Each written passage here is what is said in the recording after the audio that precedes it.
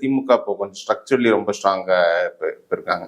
So அந்த strength நீங்க இந்த பார்லிமெண்ட் எலெக்ஷனை கூட இதுல வெளிப்பட்டிருக்கு. பார்லிமெண்ட் எலெக்ஷன்ல திமுக வந்து 58% இந்த செக்மெண்ட் எடுத்திருக்காங்க.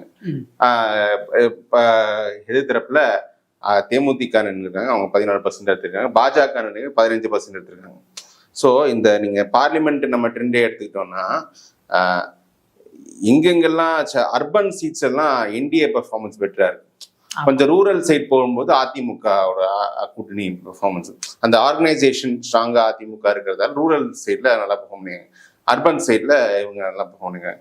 இதுல என்ன நோட்டபிள் விஷயம் நம்ம பார்க்கணும்னா 2011 தேர்தல் பார்த்தோம்னு வச்சுக்கோங்க. 2011 பாமக கண்டெஸ்ட் பண்ணிருக்காங்க. பாமக எடுத்ததே 21% ஓட்டு தான் இந்த தொகுதியில. ஸோ அதிமுக, பாஜக, பாமக சேர்த்து 21% தான் வந்திருக்கு. இப்ப 2024 அதிமுக தேமுதிக கூட்டணி என்டிஏ இதை சேர்த்து 29%, 8% அடிஷனலா இங்கிருந்தா வந்திருக்கு.